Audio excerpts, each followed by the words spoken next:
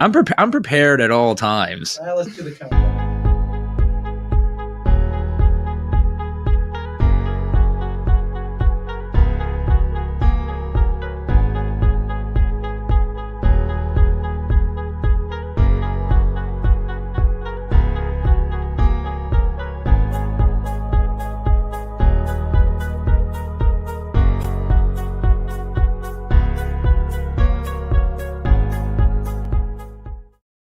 Yeah, anyway.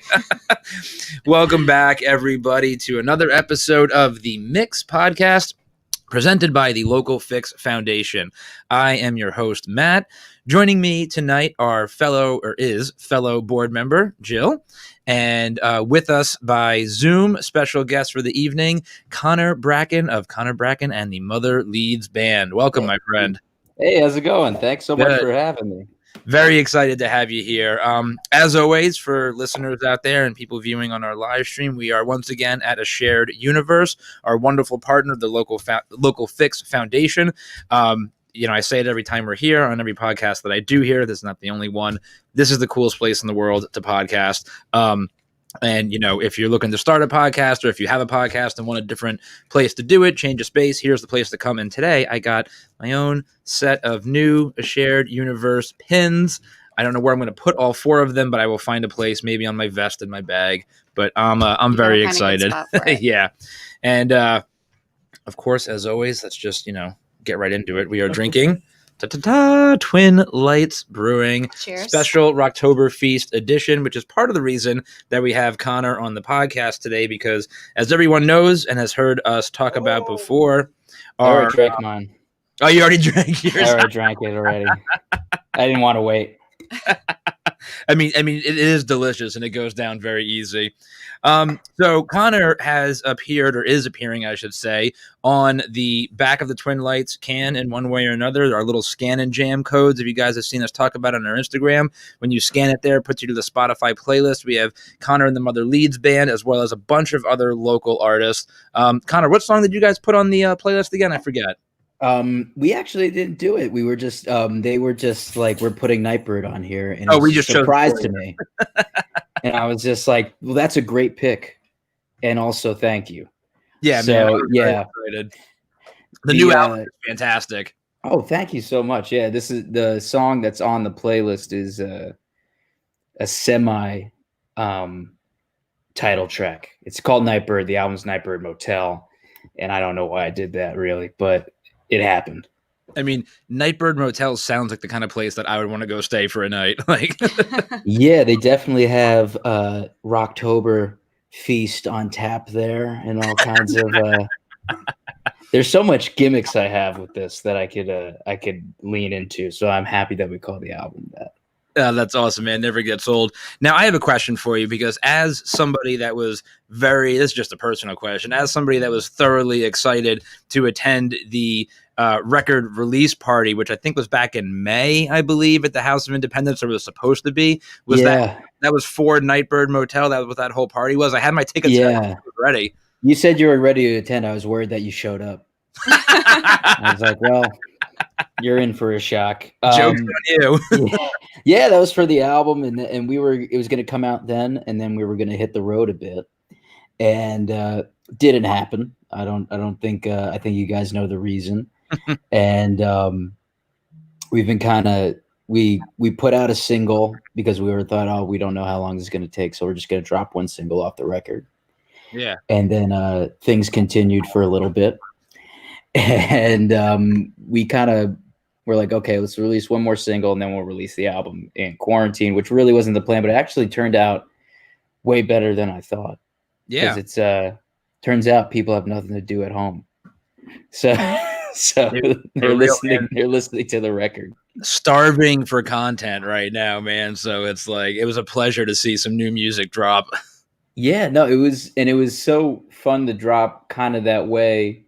Because also we kind of did things that we never did before for a release, because our kind of thing is all about the live show in a sense. And we couldn't do that. It was literally limited in the thing we excel best at. Yeah. So it was an interesting challenge, and I'm kind of happy we were able to meet the challenge and we didn't have to go home with our tails between our legs. For sure. And I think you guys crushed it. And I saw you guys at Porch Fest this past year. You got an opportunity to play that. Oh yeah, that was so much fun, and that was such a surprise. We confirmed that the day before. Yeah. Yeah, right. Last minute. You know what? I believe that, and I should stop working so hard because I just think that I should just wait around for random things to be offered. It was weird. We weren't going to do it, and then we're like, "Well, they allow a full band. Is it going to be safe? All that stuff." And and Dave Vargo, bless his soul, who puts that thing together every year, was like, "Hey, you guys are going to play the same Porch did last year. Play full band. You're the last band." I think we were the last band to play that day, right before sunset, and it was amazing. And there were so many people there, but they were all wearing masks and kind of able to space out. Yeah. So we're lucky. It could have gone south, but it didn't. Everyone remained calm and behaved themselves, but also had a really good time. And I'm happy that was one of the last gigs we were able to play. Actually, we also played another outdoor gig after that because that was so successful. But that was the other week, and we've actually just decided let's end on the high note. Yeah. let it get dark. Do some more stuff in the home, and we're constantly getting ready for when we're allowed to come back, in a sense of not knowing when that will be. Oh, dude, yeah. And I'm really excited to come back because it's given us the time. We've kind of always been last minute, not because we're lazy, but because we've kind of maybe because we're a little lazy.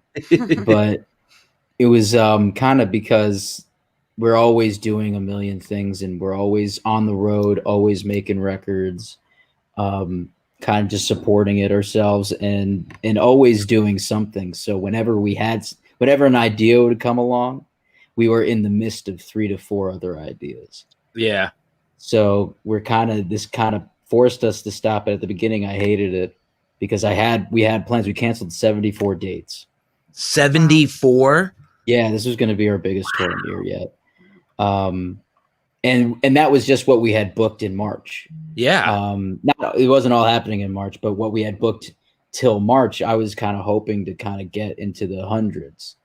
And at that point, you're kind of getting on almost half the year on like playing a show, which is we're looking to get above that. You know what I mean? I would play 365 days a year, but if we could, which is a goal, I guess. But anyway, we had to cancel them all, but all those dates are kind of in limbo in a good sense. Whereas as soon as we get the go ahead, we're gonna rebook those and reschedule those. You sound a little bit like Gene Simmons talking about playing 365 days a year. I've read a few different interviews with him where he's like, I would stay on tour for 365 days a year, all day, every day. He's like, I wouldn't even release new music. I would just stay on tour forever. I love performing. Well, I would have to make a record at some point. Yeah. You need a reason to tour. Man, it's funny you talked about with the music coming back. Like when it does like fully come back, I might die because I'm going to go to a show Sunday through Saturday, every single day for like 4 weeks straight. Like not being able to see live music since March is like absolute torture for me. And I am going to I'm going to take days off work and I'm just going to go any place that's playing live music. Doesn't matter where it is. I will be there. What's your favorite venue? Favorite venue? Yeah. Where do you like to see it? See the thing happen.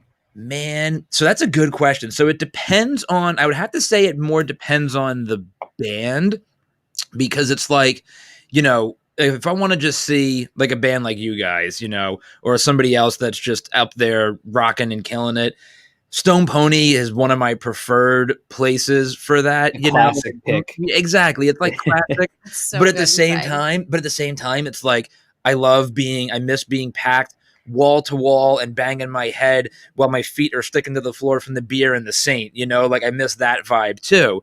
But if I'm going to go see like, my boys play bluegrass or something like that, Wonder Bar, places like that are more my speed. But at the end of the day, I'll see live music anywhere. Okay. That's a good answer. what's your favorite place to play? My favorite place to play? As of late, it has been House of Independence because they have been very good to us in giving us some good shows. So I'll say that. But I also, whenever we have a show like booked at the Saint or something like that, it's been a while. Anywhere in Asbury Park, I do love. So pretty much any place that makes the show easy, just so we could play, do the whole show. That's what I love. So House of Independence has been great. The Saint, Stone Pony's always a legendary experience. You're kind of freaking out a little bit. Yep. You kind of forget that you've done it before, and you kind of go up like, oh fuck. Humbling. Yeah. Yeah. How about you? Jill? What kind of venue do you like to? I like the Stone Pony. Okay. I mean, what's not to You like? can't. Yeah, you can't beat it. Yeah. This is a pony podcast. Now we're talking. Yeah, just like that's my favorite local venue. And I miss being able to just on a Saturday night just walk around Asbury Park and just pop your head into whatever, places that you didn't need to have tickets to. You go like Yacht Club maybe or Langosta, just walking up and down the boards and just pop my head in. I'm going to check out that band. I'm going to check out that band. I'm going to check out that band. I'm going to be shit-faced. I'm going to check out that band. It's like bands I have found so many bands that way, just local acts, just popping in drunk on a Saturday night. I'm like, these guys are awesome. That's the best after party spot, Yacht Club. I would have to say. Actually, that might be one of my.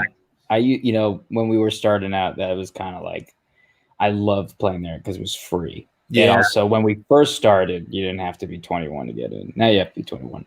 But and we were younger then too, so like a lot of our crowd was younger.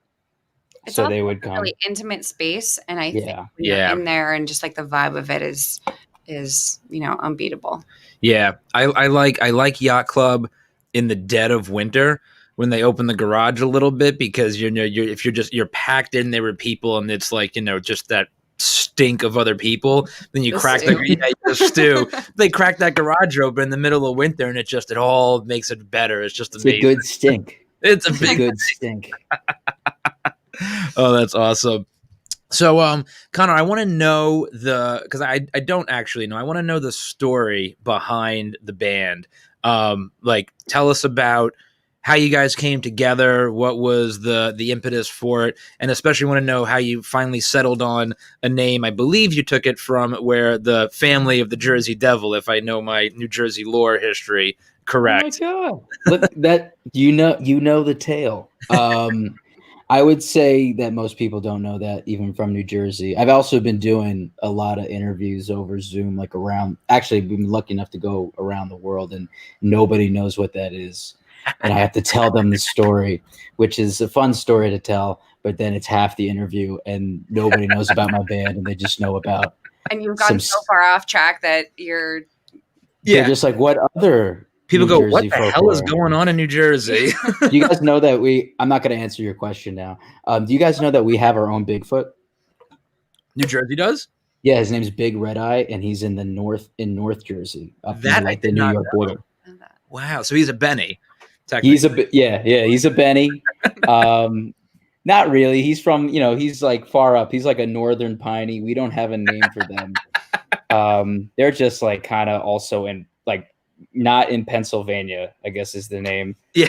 But yeah, no, he's up there, Big Red Eye. Anyway, to answer your actual question, I could tell you it's been a long time coming. I've been playing, like my personal story, I've been playing well over 10 years at this point. I've been gigging for about 10 years, way before I was supposed to be. Gigging. There might have been fake IDs involved. There might have been a couple times to get a gig. Oh yeah, like yeah, like where I really started out was the Court Tavern in New Brunswick. Nice. And they would. I was like 15 years old and playing there. Don't know how that happened, but.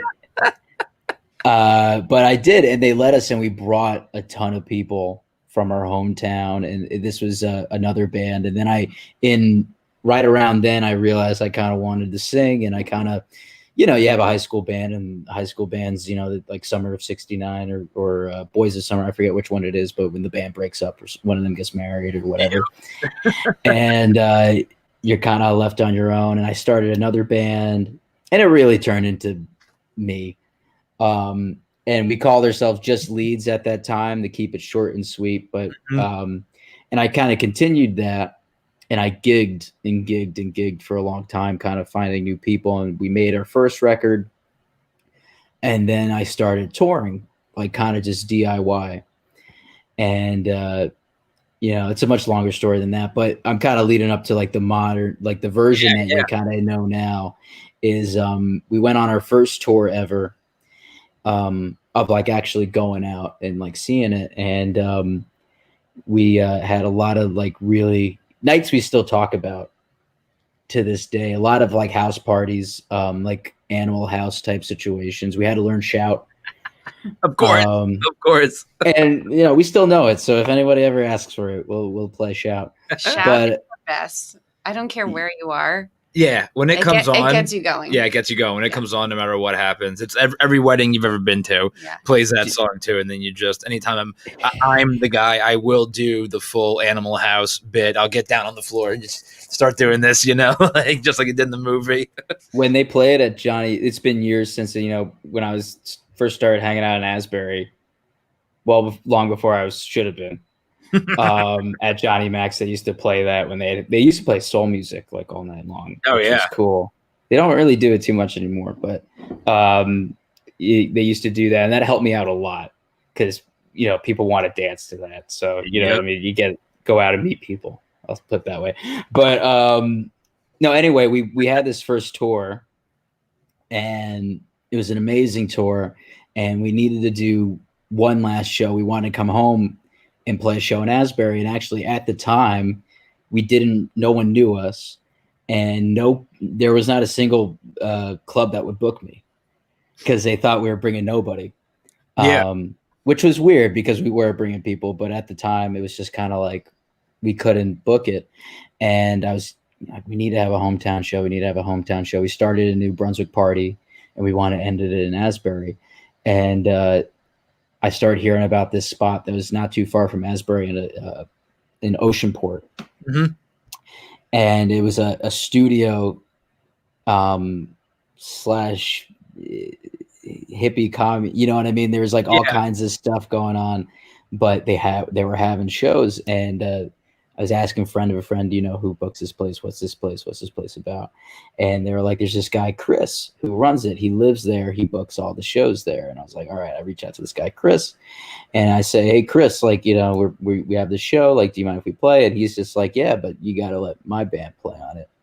And then his band at the time was Jeff Linden and the Black Spot Society. Now our current lineup is Chris, Jeff, and the drummer from that's been with me forever, Rich. Yeah. And we all met that night. And that day was the same day that we got our first time we ever got played on the radio. And it was also the day that Chuck Berry died. Oh, and it was like a weird thing. And it wasn't like, it was a weird thing because also they had me on this radio show at Sirius XM. And I was able to talk to them about Chuck Berry. And that night we played Johnny Be Good. And it was a good night. It felt really good. And it was ever since that night, we kind of went on that first tour. And I had no idea what we were going to do after that tour. And I came home that night and I met those guys. And they didn't join the band right away. They were just good friends for a long time. And I was just kind of fighting it out in the clubs for a while. But ever since then, we had our first radio airplay, and we just kind of kept building from that. So literally, I feel like the last time I came up for air was that night. That's awesome. And that was 4 years ago. That's so cool. That's so cool, man. I love hearing stories like that, especially hearing the connection to Asbury Park, because for me, just as a lifelong music lover and musician and playing in and out of bands ever, one of the things that I always even before social media and stuff, one of the things that I always not so much hated, but kind of missed and always wanted to experience. I'm past my prime now with this, but was the idea of being in a local music scene that was based around original music. When I was in college and stuff, I was in Philly, and there was a cool music scene in Philly, but there was just so many cover bands, and nothing against cover bands. That's your thing. That's cool. Nothing wrong with that. But there was just no place. There was no spot in Philly. This is the original music spot. This is where you go, and for me, Asbury Park, and I've been to Austin, I've been to Nashville, been to all the other music spots. Like, I'm sorry, there's just something about Asbury Park that sets it apart from the other local spots that you see around the country. It's special, man. Like, there's no other place like it. And there's also, like, I don't know. It's weird. You're right. There's so much talent here. And one of those things I always say is you don't realize it until you hit the road as a band. And there's towns we want to play, and I can't find a band to play with. Yeah. Like, I can't find a band that would want to play with us. Yeah. Which is kind of like, we've hosted a lot of bands from other cities here too, with like, kind of like, if you host us out there, we'll host you right. you here, and bring a lot of people out, and hopefully, do that. But there's been a lot of towns that just don't have it. And there's like other towns that have a lot of bands that don't have a single venue that will let them play. Like Pittsburgh. I've never actually played in the city of Pittsburgh because there's no small venues. Really? There's barely any. There's some that pop up. There's a lot of house parties. Yeah. There's a lot of towns right outside of Pittsburgh that have venues. But in the city of Pittsburgh, which is oddly a city that's actually blowing up right now. Mm-hmm. And there's like so many young people there and everything like that. There's like, dude, we could not get booked. It was crazy. And we even had people there wanting us to play. So many art museums. Yeah. Yeah. That's crazy to me. Yeah, we've had days off there. That's where we have our days off because it's a cool city. And it's, there's always a party kind of there where you could kind of like, kind of hang out. And it's affordable, Yeah. Beer's cheap there. So it's weird, and you learn every city is different. Yeah. Every small town, which is also places where we do really well, is different, but there's no place like Asbury Park. And there's literally, I've never been in a city where I know so much talent within one. And that's also the reason why, I don't think we're, amazing, but like the reason why we're as good as we are is because there's other people in town that we need to be as good as. Yep. And if they weren't there to kick my ass when I was 16, 17 years old, we would not be what we are today. And that's really important. And that's why that's the Asbury connection. And I don't even know, like there's more than a few famous people from here. And there's something in the water where it's like, there's no foundation, but it's there. Yep. It's weird because I started coming here, like I said, like 10 years ago, trying to play the pony, trying to do all these things. And even before it's kind of become a cool spot to go to, when I couldn't get people to come to shows because they were kind of afraid to come. Yeah. There was still a lot of people that I know today that are here that are musicians, creatives. They were there then. Right. And they knew something. It's like it's like moth to flame. They know that there's something here to be part of. And it's a weird thing. And I'm real proud that we're part of it. And that's kind of like what you were saying before. I think that kind of ties back to your question about the venues, because like for me, there have definitely been times where I've seen a band and I've seen them in a venue and I'm like, this band is awesome, but this venue sucks. And it sucks you out of it, because it's like there's something about, like we were talking about the Saint and the Stone Pony and places like that. Like you walk in and you're like, oh, okay. Like I don't want to eat food here, but like, this is where I want to come. Like it has that vibe. I agree with that. And Asbury is littered with places like that. So like you said, moth to a flame. It's like it sucks people in because of the vibe and the architecture and just what's there. It's made for music. I love how you're saying Asbury Park is filled with places you wouldn't want to eat at. But it's true though. You know what I mean? Like, when you're at a show, you like there's not too many places. There's actually used to be way back when there used to be like those clubs where you would sit down, like kind of like a Copacabana wannabes. Yep. Kind of way back in the day, which I wish I could have been part of it. Asbury has had multiple eras where artists and musicians have flocked to it, and no era is connected at all. Absolutely. But it's just connected by the fact that they knew to be there, and they knew, and the town has an effect on them. Right. And there's a supernatural thing to that I just don't know how to explain, but there's no connection between like the old, like I'm talking about 1916. Yeah. You know, and today, whereas like, you know, there was times where like literally from Philly to New York was like a 2-day trip, and you had to get a show in between those places. It was either Atlantic City or Asbury Park. And in that place, Atlantic City also has that funk to it. It's a little different, but just by circumstance. But it's Asbury Park has a weird ghost in it that there's no music here that's like not based on live performance either. Maybe I could be wrong, but in all genres as well, including there's a lot of hip hop here. There's a lot of everything, but the hip hop artists are often playing with live musicians. Right. Just tell me where else that's happening. Yeah, no, nowhere. Yeah, no, that's one thing.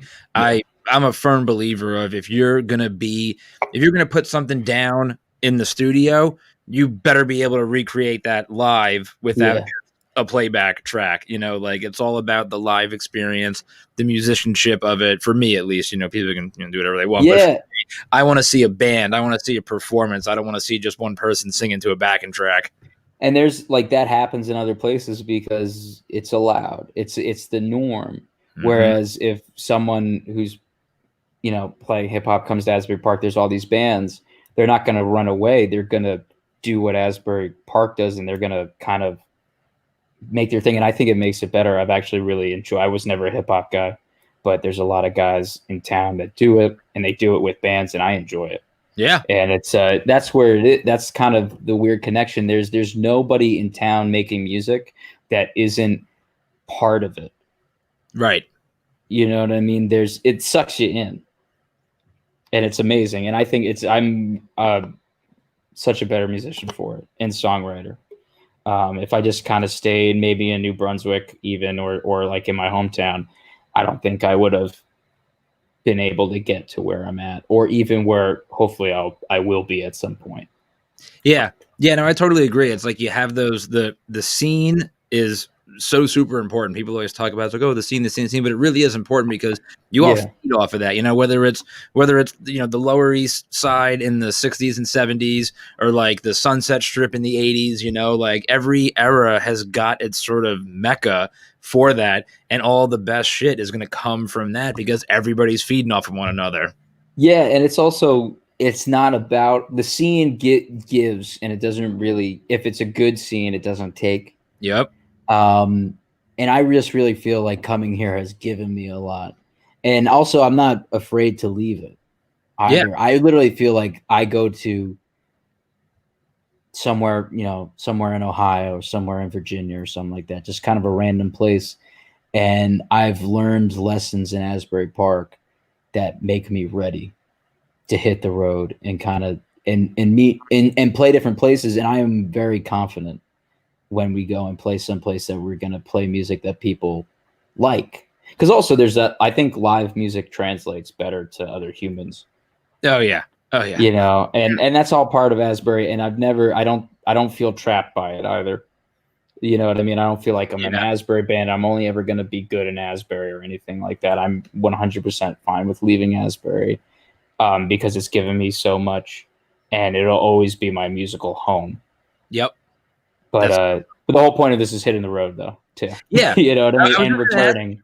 I was just going to ask you. You talked about it, so I mean, I've obviously only ever seen you guys here locally. I didn't realize you toured and stuff as much as that. I mean, obviously, I figured that you did, but it sounds pretty a lot more extensive than I thought. So, like, what are some of the favorite places you've been to over the years, and like what's some cool happenings that you've seen? The South is cool.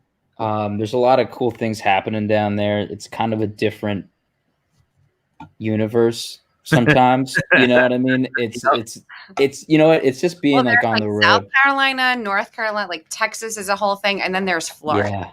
Right? Yeah. Florida is its own. Florida's got a lot going on. Florida's, but there's always, it's weird because every place you go to, you find people of understanding in the sense of live music, especially at the level that we're at.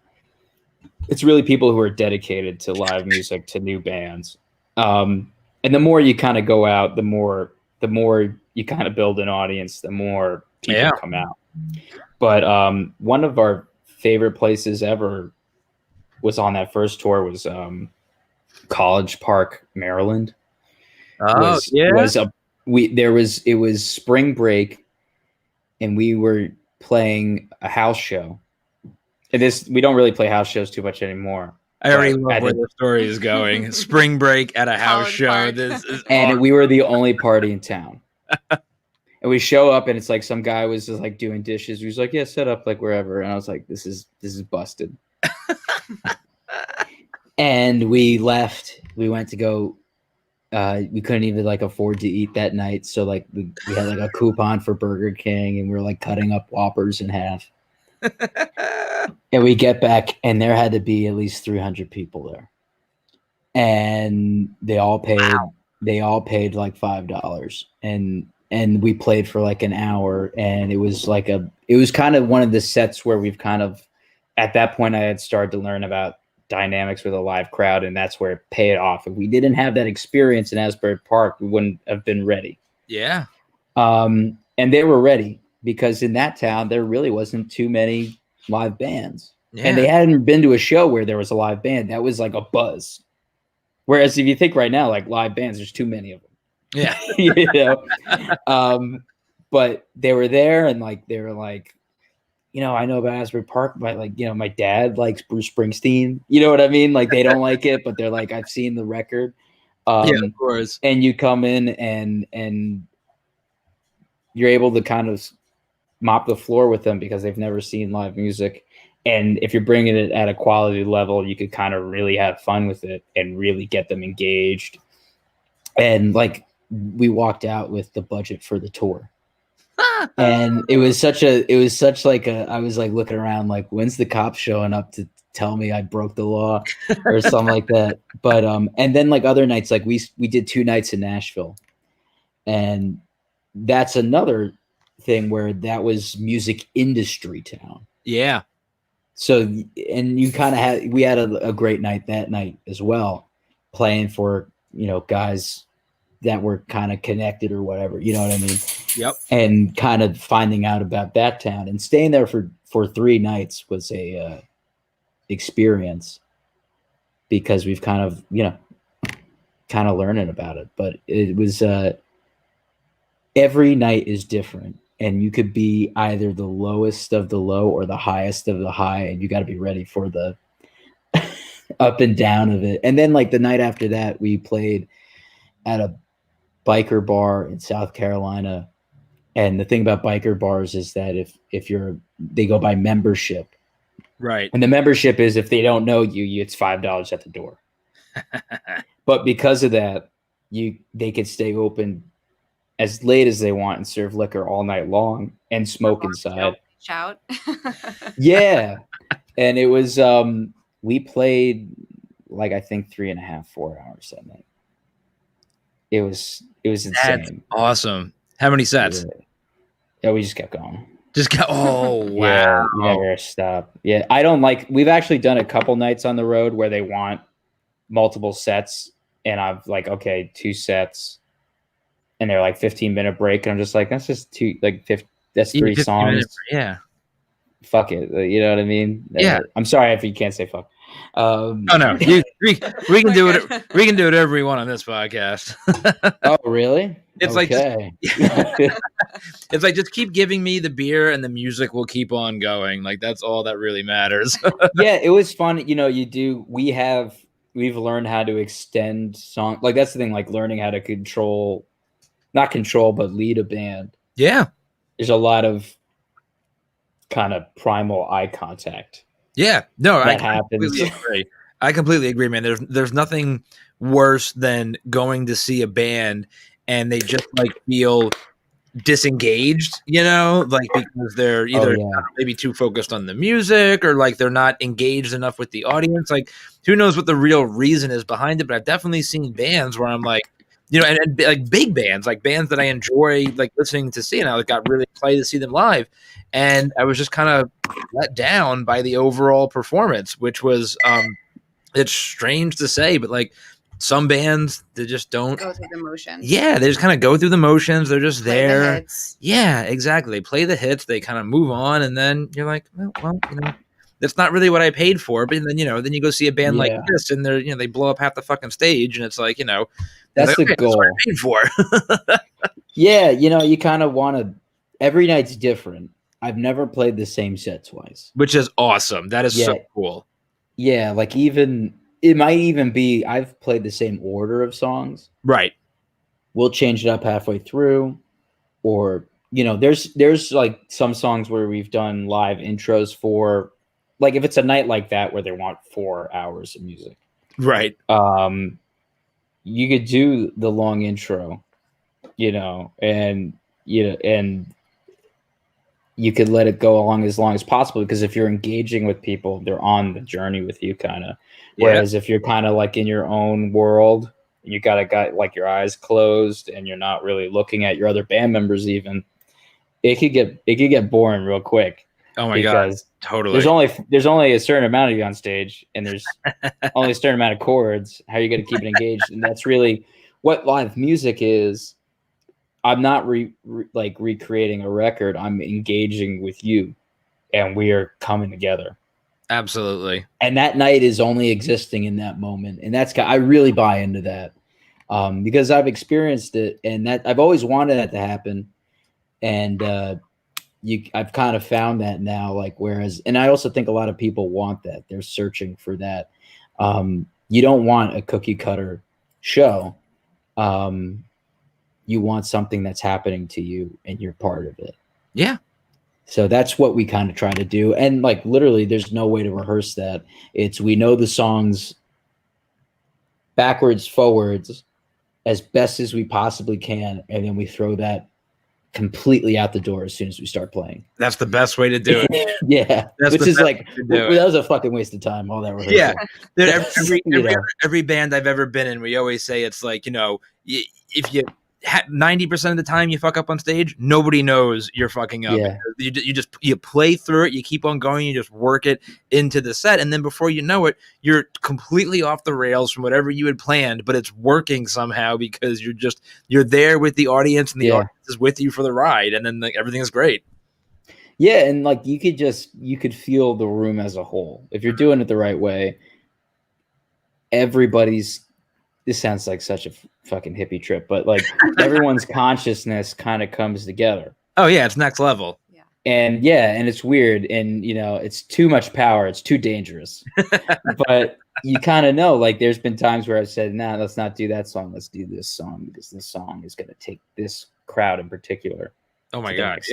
Yeah. And there's some nights where we'll have a set list, because also if there's one night, especially like in a town we know, Asbury Park or maybe New York or Philly, right. Towns that we know well, we make a kind of a strict set list, and I'll still deviate from it. But in like even if it's like a town that we know, or it depends, but some nights I won't have a set list at all. Yeah. And I'll say the usual for now, and we kind of have our usual opener. Within the first one or two songs, what kind of crowd it is. Nikki Sixx said something like very similar to that in one of his books.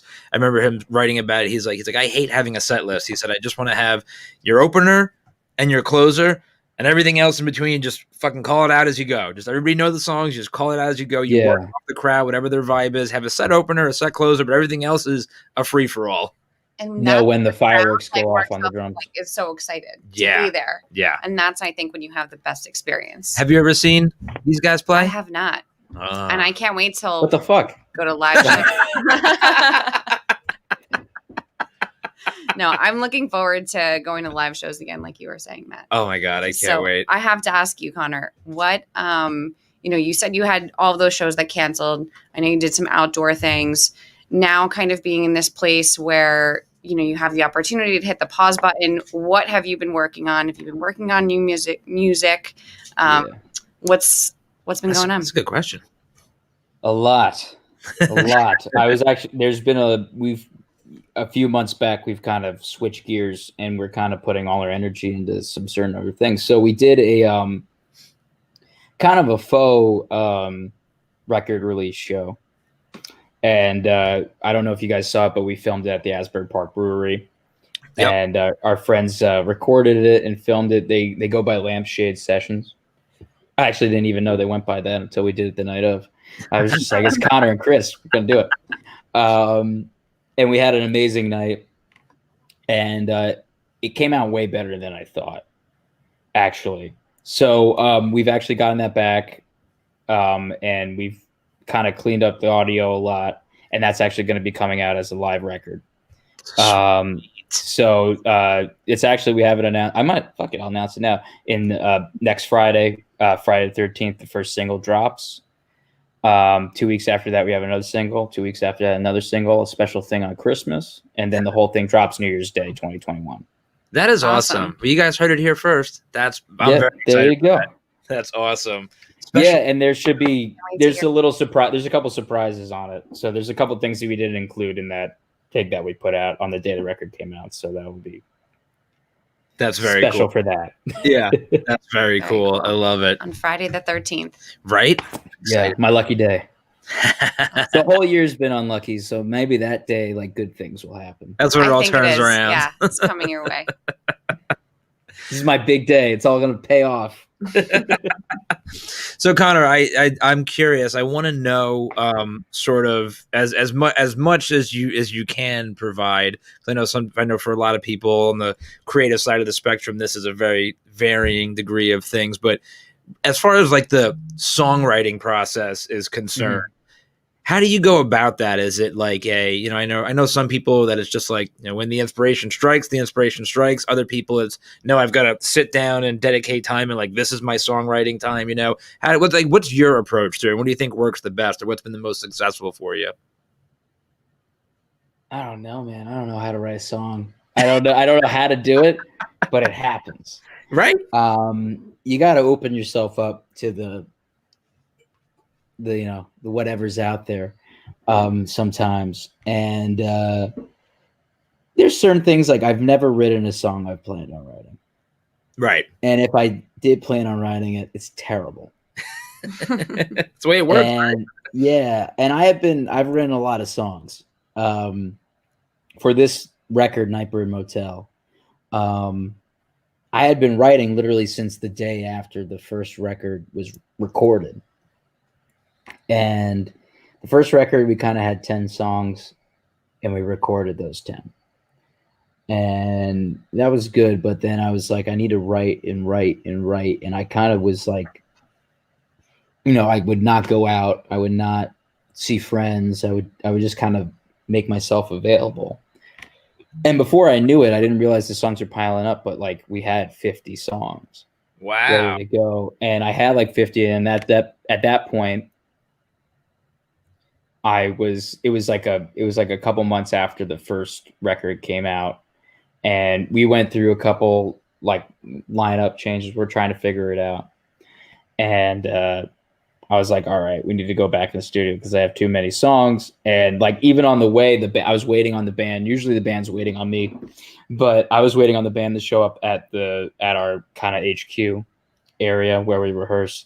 And at that time, I was just waiting for them, and a song came to me, and that's the first song on the record. Actually, that song in the 5 minutes, like I wrote 50 songs, but I had to wait 5 minutes, and another song came out. It was the top priority song, and that's the song that opens up the album, actually. Oh, nice. So yeah, I have like all these songs, and kind of like I write a certain type of song, and then kind of like it's either like I never take lyrics, but almost like I work on an idea through multiple songs, and then I get to the song of that idea. Yeah. And I don't do that on purpose. And I also have songs that mean a lot to me, but I really don't know what they mean to me until after they're done. Right.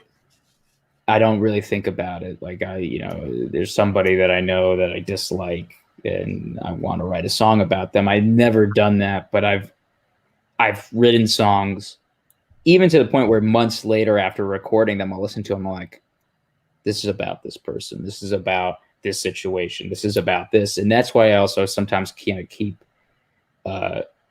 song meanings kind of vague for people, because they're vague to me. They're not nonsense, but they're kind of raw thought, right, and emotion, and that's how they kind of come through. I sound like a total basket case. But I mean, listen, if you didn't sound like that, I would be concerned, because then I'd be worried about the quality of songs you were writing. You can't be completely right in the head to write. My good shit's songs. fucked up, man. Right, exactly, right? Up. Like that's what it's your process, and I think like the raw emotion and passion you put into it obviously is why your fans respond the way they do. Thank you. Yeah, I hope so. Or they're just watching the downward spiral and they're like, what new low will he hit? Those are the best kind of questions to ask. You know what? They probably buy the most merch, so good for them. Oh man, I can relate. I love it. So last question I want to ask you, and I've asked you a ton of questions. I didn't intend for this to be so like interview, but you're telling amazing stories, so it's like perfect. Yeah. I'm curious to know what's your I'm sure you probably have multiple guitars, but what's like your go-to setup? Like what guitar are you using, out of what amp, any pedals? I want to know about the rig. I can show you. Preferred. I can do it. Hold on one second. Do it. Yeah, now we're talking. Show and tell. Now cue intermission music. I can edit the intermission music in as we go. Is it your first podcast ever, Julian? Thanks. Breaking the podcast cherry. Yeah. You're like the 5th podcast cherry I've broken. Really? Yes. Everybody that comes on the show is like never done a podcast with me. This is perfect. I love it. I have too many. I have like 5 a week. Yeah, I have like 4 right now. Yeah, it's amazing. Never get tired of it. All right. All right, here we go. So this is my number 1 guitar. This is a Hagstrom Viking. Ooh, baby. And it's a Swedish guitar. And there you go. There's the headstock and kind of everything. And this is this guitar has been on every record. I'm hitting a mandolin there. This guitar has been on every show with me. I've never not played a show with it, with this band. Yeah. And it's my number 1, no matter what. Sometimes, like if we have a long show, I'll take another guitar just for tonal reasons, just to mess around. But right, I can play the whole show on this. The whole album is on this for the most part.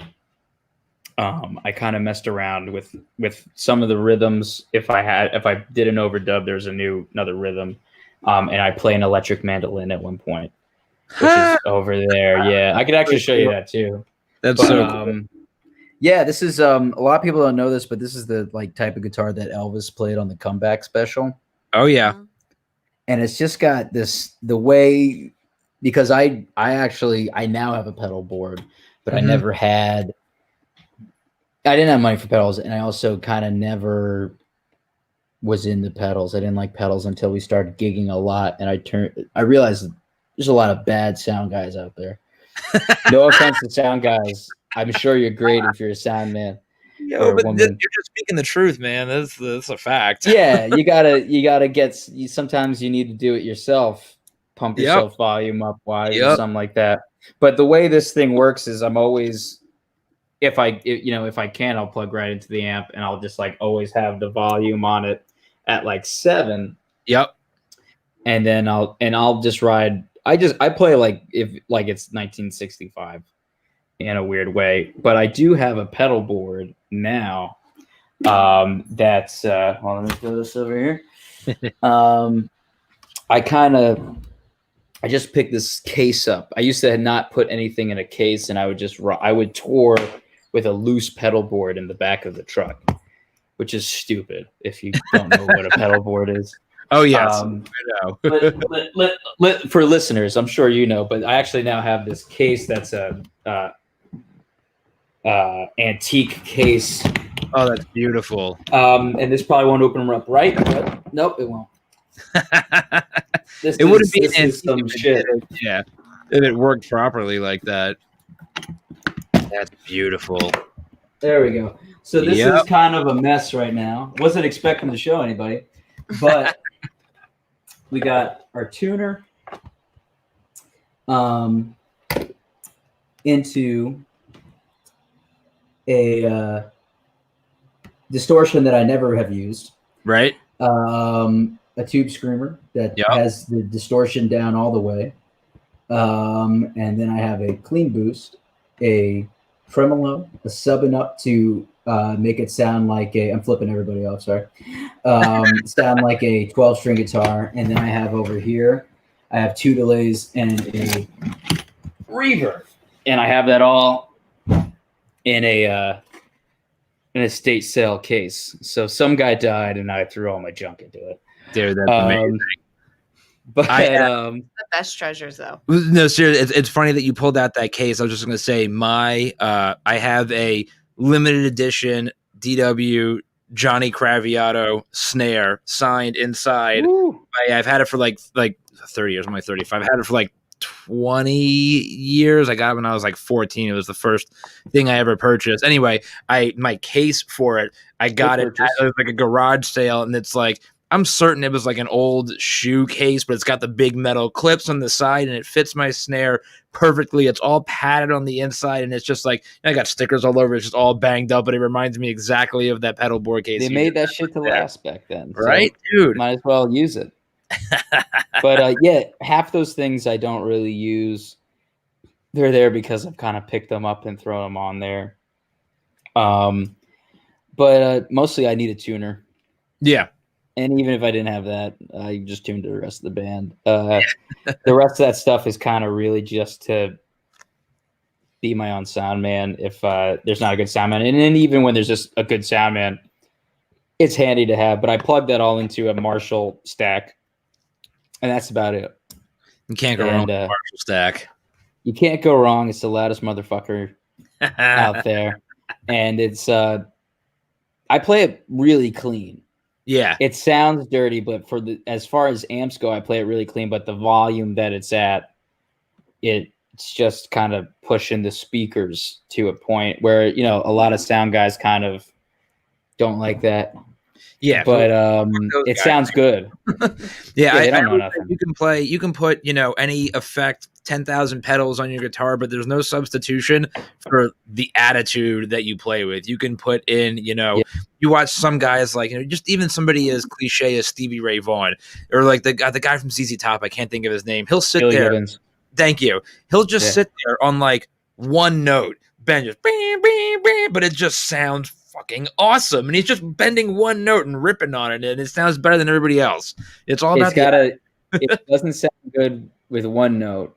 More notes is gonna make it sound even worse. So yeah, like I always play with that. Sometimes I'll show up to venues and they'll like look at me like, what the hell's your problem? But you know what? Their crowd is happy that night. It's never too loud because my drummer plays louder than anyone. Oh, so I got to keep up with that. Now we're talking. Yeah. So I got to keep up with Rich. So that's awesome, man. Well, Connor, listen, man, we had a great time talking to you. You told some fantastic stories. It was really great getting this time to sit down and talk with you. Anything, we talked a lot about what's going on right now, but anything you want to just, we already got this exclusive release for the live album, but anything else you want to talk about? Anything else coming down the pike you want to plug? Ooh.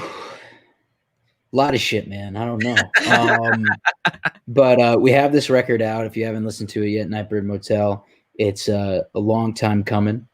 And I wrote a lot of songs for it, and we had to whittle them down to 10. Yeah. Or kind of 9 kind of 10. But so check it out.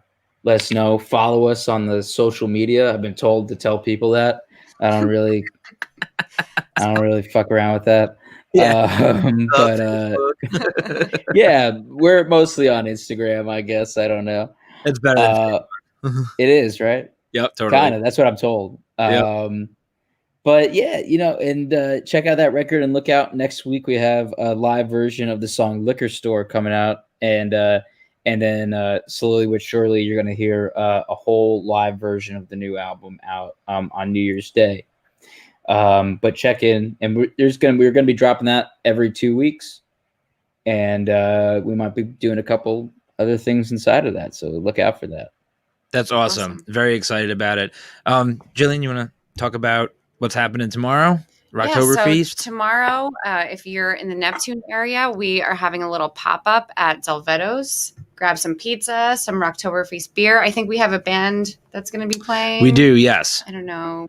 I honestly forget the name. I feel like I should know this, but sorry, I forget. Me too, sorry. That's rough. That's rough. I feel like I stole their thunder. Yeah, totally.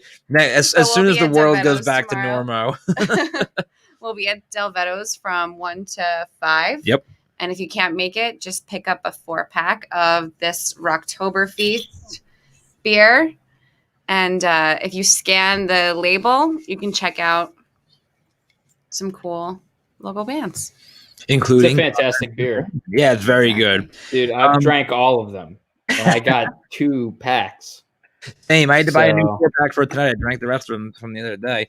And then last thing to remind everybody about, we in conjunction with the Rocktoberfest beer is actual Rocktoberfest, which is still going on. We've got a few more weeks left on that. Food drop donation sites are all over Monmouth County right now. I'm not going to list them all for you, but if you go to our website or check out our Instagram or Facebook, you can get a clear list of where all those drop sites are. There's, like I said, there's still a few more weeks to go fill up those boxes. Some of them are already overflowing. Some of them need a little bit more love. So, go out there and help us out. But non-perishables. That's right. Drop them off, and we'll be donating them all to Fulfill. That's right. On November 15th. So follow us on Instagram, and you can check out the full list of drop-off spots there. Yeah, very exciting. So thanks everybody again for joining. Connor, thank you very much. Everybody check out Connor and the Mother Leeds Band. And Jill, thank you. Thank you, Ming, Matt. thank you as always. And we'll see everybody next time. Cheers, Connor. Cheers.